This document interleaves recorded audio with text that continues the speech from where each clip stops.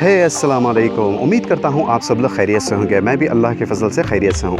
Guys, जैसे कि मैं आपको कुछ ना कुछ नए प्लेसेस दिखाता रहता हूँ और जो भी अपडेट्स होते हैं, जहाँ पर भी मैं जाता हूँ, कोई भी चीज़ अगर अच्छी हो तो मैं उससे दिखाने की पूरी कोशिश करता हूँ। अपने ऑडियंस को मुख्तसर में बहुत अच्छी इन्फॉर्मेशन मिल जाए, यही मेरा मकसद होता है, यानी कि short and sweet and give the detail information to my audience. तो गाइस, मैं आज यहाँ पर आया हूँ और उस प्लेस का नाम है वरंगल फोर्ट, क्योंकि आपको मालूम है कि मैं वरंगल के टूर पर हूँ। जैसे कि मैं मैरिज वगैरह तो अटेंड कर लिया हूँ, तो मैं आज दिखाना चाहता था आपको वरंगल फोर्ट के बारे में और थोड़ी बहुत आपको जानकारी दे दूँ। और मुझे कुछ अच्छे लोग भी मिले हैं, तो मैं उनकी तरफ से भी आपको जानकारी बताऊँगा। तो वरंगल फोर्ट के जैसे कि वरंगल अगर आप देखें तो Warangal is one of the developing city is in Telangana. Hyderabad अगर आप की बात करें तो हैदराबाद में जैसे कि मैंने आपको ट्विन सिटीज़ बताया था, अब वरंगल में आपको मिलेगा आपको ट्राई सिटीज़ में वरंगल, हन्मकुंडा और खाजीपेट के इलाके बहुत मशहूर हैं और यहाँ पर देखने लायक हेरिटेज साइट्स भी बहुत ज़्यादा हैं। अब सारे तो कवर नहीं कर सकते दोस्तों, जो भी मैं ले सकूँ, जो टाइम परमिट करें, क्योंकि ज़्यादातर लोगों को फुर्सत नहीं होती, तो जितना भी मुझे मौका मिलता है मैं कोशिश करता हूँ कि यहाँ के हेरिटेज साइट्स को कवर कर सकूँ। तो मैं आपको और भी बताता हूँ। सो गाइज़, ये देखिए इसका ये जो स्टार्टिंग का है, आपको इसकी एंट्री होगी 25 रुपीज़ है इसकी। और यहाँ पर आप उस ज़माने के क़दीम ज़माने के यानी कि ओल्डेस्ट पीरियड के आपको पिलर्स दिखाए जाएंगे जो प्योर ग्रेनाइट से बनाए गए हैं। ये देखिए, मैं आपको तकरीबन पिलर्स दिखाने की कोशिश करूँगा।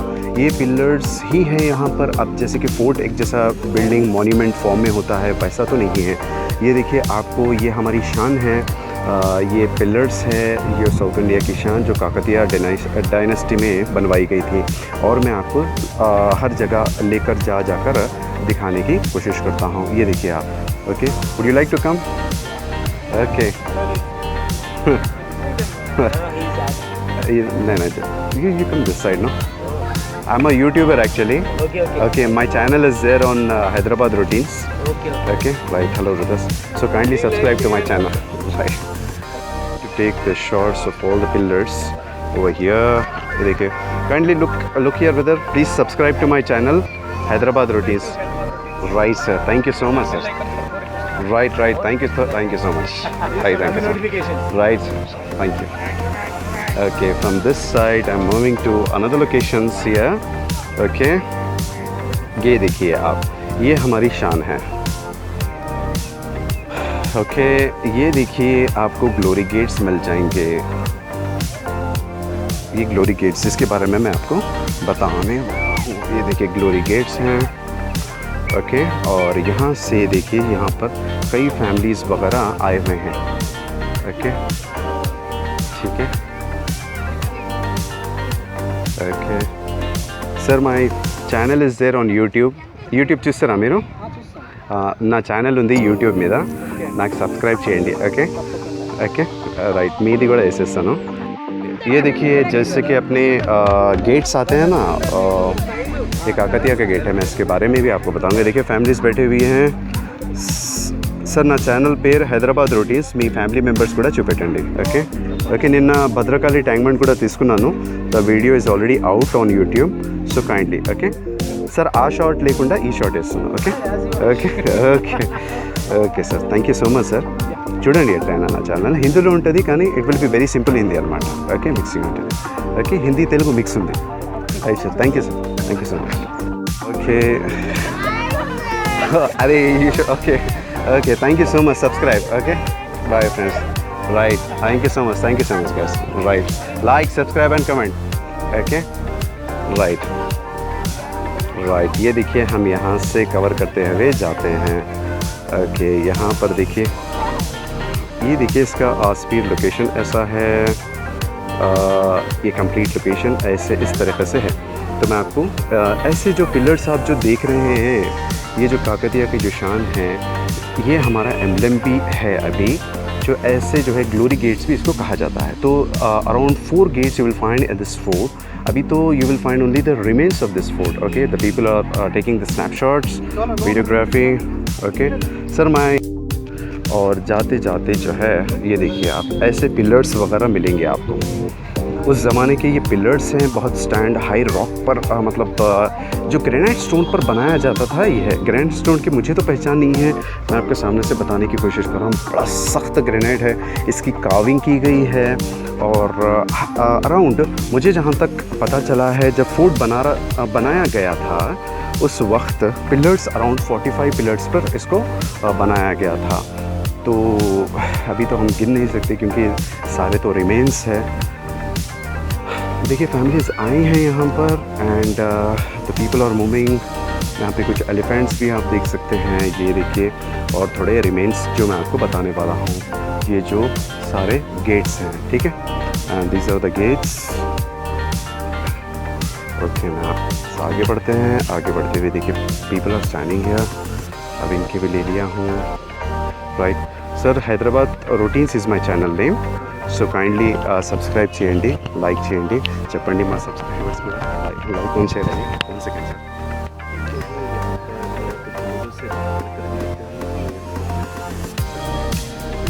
This fort is called Orugallu, in other words Ekshila, which means one rock. Look at the chiselings of this rock. They are all chiseled out of one rock, and all the 4 entrance gates of this fort are same size, same shape, uniform in structure. They are also chiseled out of one rock. That's why it's called Ekshila Nagar. And the word Warangal is also said to be a Tamil word which means Orukallu, which means one rock. And you appreciate all the handiwork on the rock. Look at that. The small beads also will be same size and same shape. And if you turn that way, that used to be the king's throne. You go a little further, and you can imagine how hefty they were. We can move a little closer. You see that Shivalinga. That's why in Telugu we say Bhakti there and Rakti here. Yeah, right. And yeah, they're all this is the dance place. Last one is the king's throne. That's the king's throne, and you see the Shivalinga there. Yeah, you can come this way. You see, you get a good. Yeah, this is Shivalinga. That is the temple actually. Yes.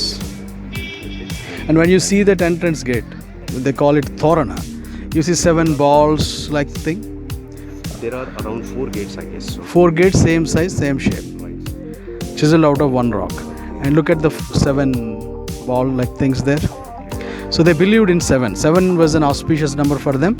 So the 7th generation was a lady who ruled this place, Rudrama Devi. You see the statue of her in the center of Warangal city. So she died at the age of 84. You go to the other side of this fort, there you can find a big huge rock, and on that above there used to be a watchtower. So when the king gets onto that, he can see a bird's eye view of all the city. So Rudrama Devi, till the age of 84, she used to climb those steps, steep steps, simple steps on her horse. You look at her expertise in horse riding. And even she died in the battlefield at the age of 84.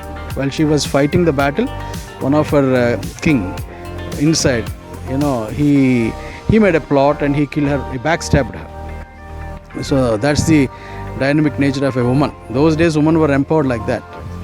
Yeah, thank you and all the best for your channel. Subscribe to my channel, sir. My channel name is Hyderabad Routines. Hyderabad Routines? This is my channel. Within 1 week I'm going to upload it. Yeah, sure. We will subscribe. We will encourage. Know your name? Premjit Kumar.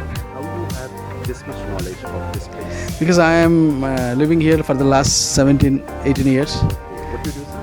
And I'm a director of an NGO called Mission India.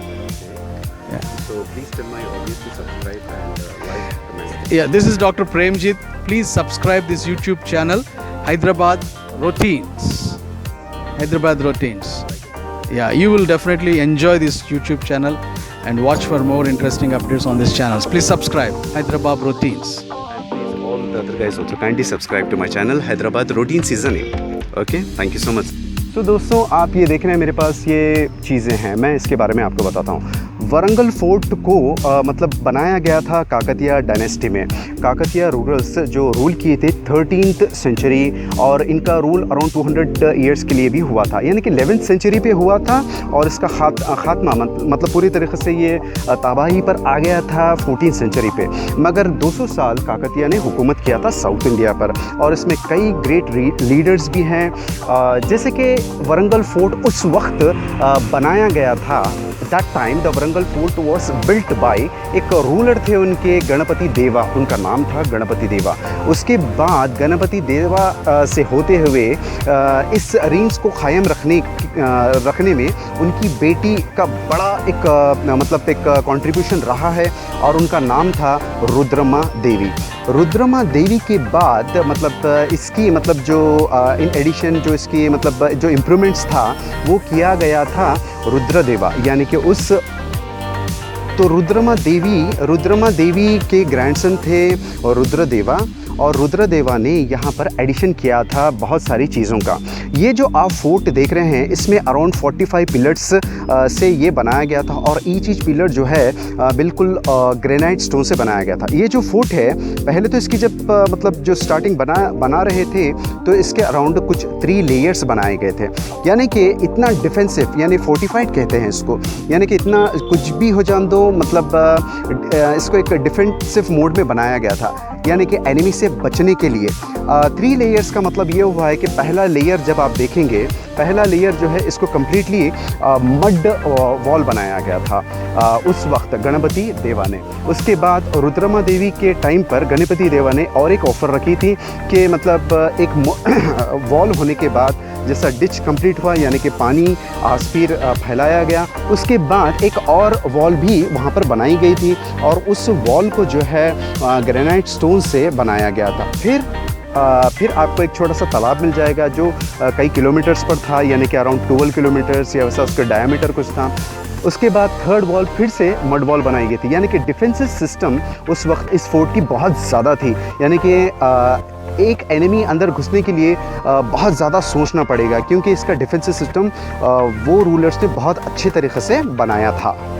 जैसे कि उस वक्त के दिल्ली सल्तनत के मुग़ल लोग Warangal fort पर attack कर चुके थे, और ये 3 लेयर्स को पार करने में उन लोगों को बहुत सारा वक्त लग गया, यानी कि अराउंड 6 to 7 मंथ्स या 8 मंथ्स का मतलब एक टाइम हो गया था उन लोगों को अटैक करने में। और गणपति देवा ने बहुत मतलब मशक्क़त के साथ उन लोगों का और बहुत बहादुरी के साथ उन लोगों का मुकाबला किया था। फिर भी यानी जैसे कि ये मुग़लों ने पूरा सीज कर लिया था ये एरिया को, तो कई महीने तक ये लड़ाई चलती गई, और फाइनली गणपति देवा ने मतलब उनकी आर्मी डिफीट हो गई थी। वहाँ पर डिफीट होने के बाद यानी कि फिर एक ट्रूस इसे कहते हैं, यानी कि समझौता किया गया था, क्योंकि अब जैसे कि खाने पीने की जो सहूलतें होती हैं तमाम चीज़ों को बंद कर दिया गया था। तो उस समझौते में अलाउद्दीन खिलजी के तरफ से मतलब ये अटैक किया गया था। मैं आपको बताना भूल गया, अलाउद्दीन खिलजी की तरफ से ये अटैक किया गया था। उस वक्त के जनरल अलाउद्दीन खिलजी के जनरल थे मलिक कफूर। आजकल वो फिल्म में भी आप देख सकते हैं कि पद्मावत जो फिल्म आई हैं उसमें जनरल बताया गया था अलाउद्दीन खिलजी का मलिक कफूर, यानी कि तो वो मलिक कफूर इस किले पर अटैक किया था, यानी कि 1 लाख या 10 लाख भी हो सकता है, एग्जैक्ट फिगर तो हर हिस्ट्री में अलग अलग दिया गया है। तो समझे कि लैक्स ऑफ सोल्जर्स मिलकर इस चीज़ पर काबिज हुए थे और इसको हरा दिए थे गणपति देवा को। उसके बाद ट्रूस साइन हुआ था। फिर उस टाइम पे एक इंटरेस्टिंग फैक्ट ये भी है कि कोहिनूर डायमंड काकतिया डायनेस्टी में था। हाँ, आपने सही तो, कोहिनूर डायमंड जो है काकतिया डायनेस्टी में था। उस कोहिनूर डायमंड को इसने जब ट्रूस फॉलो हुआ था, एग्रीमेंट्स हो रहे थे, तो कोहिनूर डायमंड को भी मलिक कफूर ने कब्जा कर लिया, और कई ज़्यादा ट्रेशर्स पूरे जो काकतिया डायनेस्टी में थे वो ट्रेशर्स 2000 कैमल्स पर लेकर यहाँ से दिल्ली के लिए रवाना हो गए। उस वक्त की डायनेस्टी थी Khilji dynasty. So you should remember what was the dynasty at the time जो अटैक किया था काकतिया पर, that was a Khilji dynasty. उसके बाद ये होने के बाद पूरे चीज़ें हो गए। उसके बाद गणपति देवा के पास हैवी ड्यूटी मतलब टैक्स बहुत ज़्यादा लगा दिया गया था इन पर। टैक्स लगाने के बाद गणपति देवा उतना टैक्स भर नहीं पाए, मेरे पीछे आप होता। गणपति देवा उतना टैक्स भर नहीं पाए। उसके बाद जो है एक डायनेस्टीज चेंज हुए, जैसे कि खिलजी डायनेस्टी का ख़ात्मा हुआ। खिलजी डायनेस्टी का ख़ात्मा होने के बाद उस वक्त तुगलक डायनेस्टी फिर आई। तो उस वक्त का गणपति देवा ने फ़ायदा उठाया था, जब वो टैक्स देना वगैरह बंद कर दिए थे। तो तुगलक ने फिर से यानी कि 1308 या 13th सेंचुरी में ही समझिए, फिर से जो है इन पर हमला किया। किन पर? ये काकतिया पर हमला करने के बाद जो है फिर से इस चीज़ को कब्ज़ा किया था, वरंगल फोर्ट को कब्ज़ा कर लिया था और गणपति देवा को मतलब प्रिजनर बनाकर यहाँ से दिल्ली ले जाने लगे। उस वक्त ही गणपति देवा ने अपनी मतलब वहाँ पर उनका डेथ हो गया गणपति देवा का। तो वहाँ से जो है ये पूरे ये महल को पूरी तरीके से निश्तो नाबूद कर दिया गया मेरे सामने। और ये आप देख रहे हैं इसके जो है रिमेन्स रखे हुए हैं, ये पूरे रिमेन्स है। देखिए यहाँ पर ये पिलर्स है, रिमेन्स है। उस वक्त जो भी मतलब बचाकर एक हेरिटेज साइट में रखा गया है। अभी इसको जो है एक हेरिटेज स्टेटस भी देने की मांग भी कर रहे हैं। तो आई गेस वो हेरिटेज स्टेटस बाय यूनेस्को की तरफ से होता है, तो मिल भी गया होगा हेरिटेज स्टेटस इस फोर्ट को। तो ये पूरे अब जो आप देख रहे हैं, क्योंकि इसको पूरी तरीके से तबाह कर दिया गया था और तोड़ फोड़ कर दिए थे, तो ये आप देखिए उनके रिमेन्स अभी बाकी हैं। तो आपको सिर्फ अब यहाँ पर मिलेंगे the glory gates of Warangal fort. देख रहे हैं ना गाइस, ये जो आप देख रहे हैं ये ग्लोरी गेट्स हैं और ये अराउंड 4 गेट्स इस फोर्ट के शान हैं, जिसे हम ग्लोरी गेट्स कहते हैं। इसी तरह के गेट्स आप सराउंडिंग में भी देख सकते हैं, जो मैं आपको जूम कर दिखाने की कोशिश कर रहा हूँ। ये देखिए सेकंड गेट है और ये देखिए आपको मिलेगा ये थर्ड गेट और ये देखिए यहाँ पर आपको मिलेगा फोर्थ गेट। इस तमाम चीज़ों को ग्लोरी गेट से कहा जाता है और ये हमारे तेलंगाना का एम्बलम भी है। एम्बलम ये ग्लोरी गेट के अंदर, काकतिया के गेट्स के अंदर ही आपको चार मीनार भी मिल जाएगा। तो ये हमारा एम्बलम है, हमको याद रखना चाहिए, ये हमारी शान है और ये एक हिस्टोरिक प्लेस भी है और ये एक हेरिटेज में इस को शामिल भी यूनेस्को ने किया है।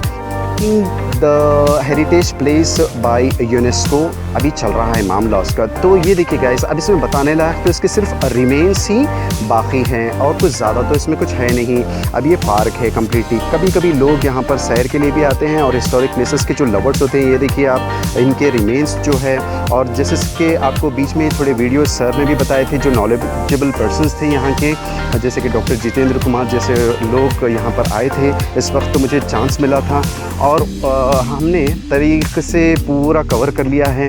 ये देखिए, जैसे उस ज़माने में डांस का प्लेस भी बताए थे सर और किंग्स प्लेस भी बताए थे, नृत्यम और जैसे बता रहे थे राज्यम नृत्यम वैसा भी चल रहा था उस वक्त। तो गाइज़ बताने लायक तो यही है और मैं पूरी कोशिश किया हूँ कि आपको ये कंप्लीट प्लेस कवर कर सकूँ।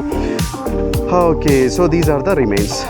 आपको मेरी इन्फॉर्मेशन कैसे लगी? अगर सच में अच्छी लगी तो guys kindly subscribe my channel. मैं कोशिश कर रहा हूँ कि मेरा चैनल ग्रो करे। मुझे भी बड़ा अच्छा लगता है कि अगर चैनल ग्रो होता है तो बहुत अच्छा लगता है और उसमें कॉन्फिडेंस लेवल भी बढ़ जाता है। तो kindly subscribe my channel and like and comment भी कर बताइएगा कि आपको ये इन्फॉर्मेशन कैसी लगी। तो बहुत बहुत शुक्रिया आप लोगों का, अपना बहुत ज़्यादा ख्याल रखिए। मैं आगे भी आपको फ्यूचर वीडियोज़ में बहुत सारे इम्प्रूव्ड और दी बेस्ट कंटेंट आपको बताने की कोशिश करूँगा। बहुत सारा ख्याल रखिए। अस्सलाम वालेकुम।